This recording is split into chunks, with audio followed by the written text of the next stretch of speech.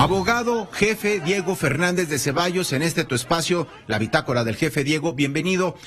¿Cómo te va y qué análisis, qué reflexión te suscita lo que ocurre en distintos puntos del país y esta instrucción y esta convicción del presidente de que todos son pueblo, los delincuentes también son pueblo y los soldados, ya lo sabemos, pueblo uniformado? Diego. Mira, para mí los comentarios y las opiniones del presidente me veo precisado hacerlas a un lado por muchas razones. Algunas de ellas te las compartiré al final de este comentario.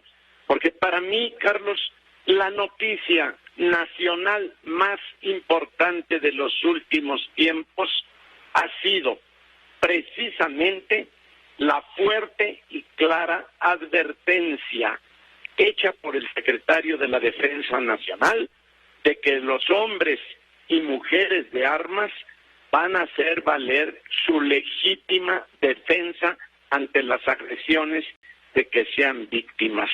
Esa advertencia, Carlos, hecha por el secretario de la Defensa, debe ser el fin de una ignominia y el principio de un esfuerzo para lograr en México un auténtico Estado de Derecho.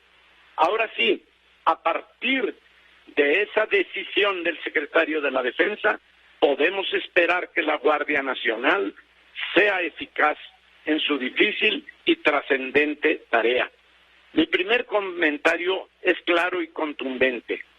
Este sí es el ejército mexicano. Estas sí son auténticas fuerzas armadas.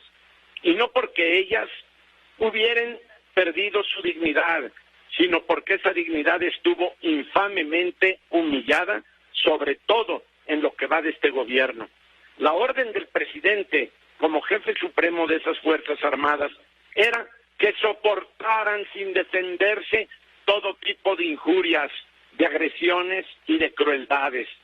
Como tú lo has señalado, las imágenes de soldados, marinos, policías federales, recibiendo pedradas y palos, verlos cómo eran despojados de sus armas, cómo eran heridos y obligados a huir corriendo como si fueran cobardes, cómo los obligaban a devolver armas decomisadas a delincuentes y a liberar a los detenidos en flagrancia, y ellos mismos eran retenidos por guachicoleros y ladrones.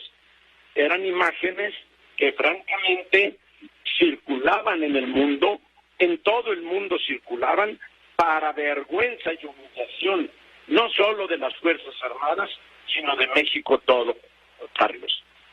Diego, en el mundo hay referentes del prestigio que gozan la policía en Francia, en España, en Inglaterra, en muchos lugares de Estados Unidos, donde inclusive hay como alertas de viaje que te dicen, oye, si llegas a tener cualquier conflicto, jamás se te vaya a ocurrir intentar sobornar o sugerir un soborno, porque entonces sí estarás metido en un lío grande con la autoridad de esos países.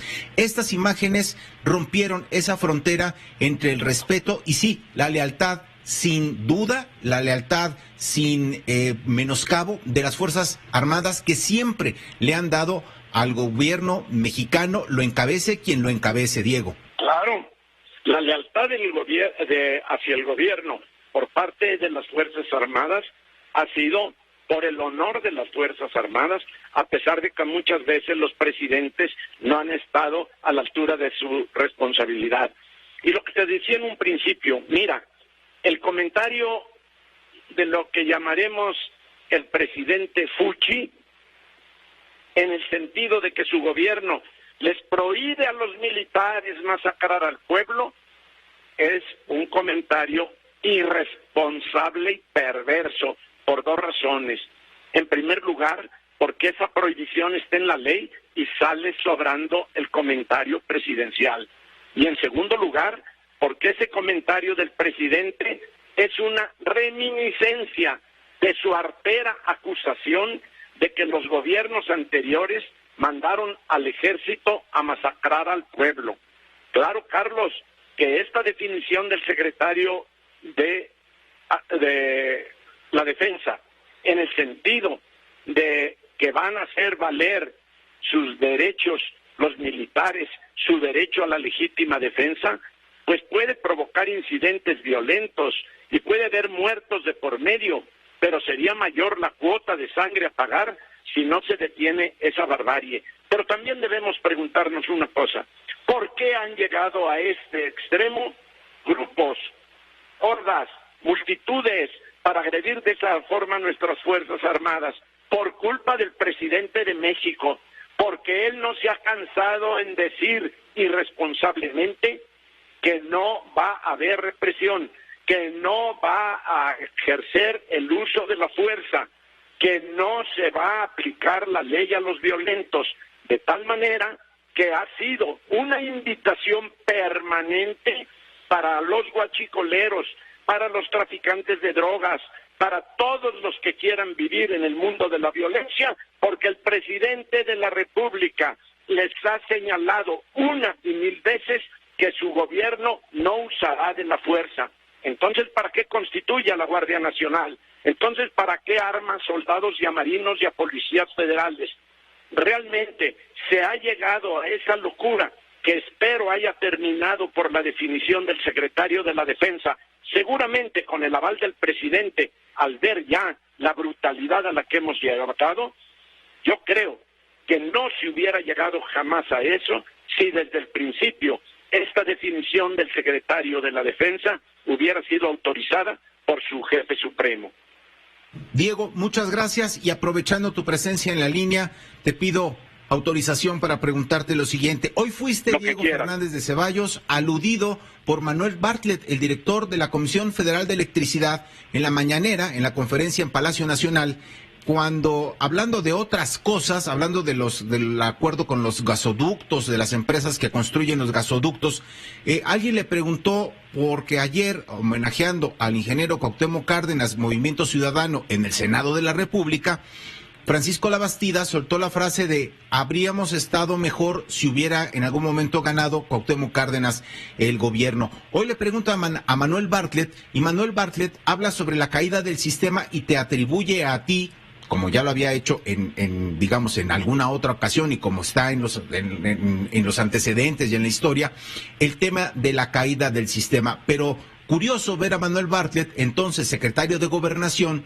diciendo: sí, quizá habría estado, debería de haber ganado Cuauhtémoc Cárdenas, pero eso fue un arreglo entre el PRI y tú, Diego Fernández de Ceballos. Mira, por fortuna, sobre la caída del sistema hay tanta documentación, no solo en periódicos, sino en radio, en televisión, en donde estoy yo reclamándole como miembro en la Comisión Federal Electoral representando al PAN la caída del sistema, de que, por supuesto, está publicado, está documentado. Tú puedes escuchar mi voz y la imagen de aquel momento para que ahora atribuya el señor Bartlett a Diego Fernández de Ceballos la caída del sistema. Pero, en fin, lo importante es que el que calificó de absolutamente democrática aquella elección, en la que se dice ahora que ojalá hubiera ganado el ingeniero Cárdenas, fue precisamente el secretario de Gobernación, en ese tiempo también presidente de la Comisión Federal Electoral, y él fue el que dijo públicamente, y lo escribió, que esa elección había sido absolutamente democrática y apegada a la ley. Que tú y tu público juzguen lo que dice Bartlett y juzguen lo que digo yo. Gracias, Diego. A ti siempre. Gracias, Carlos.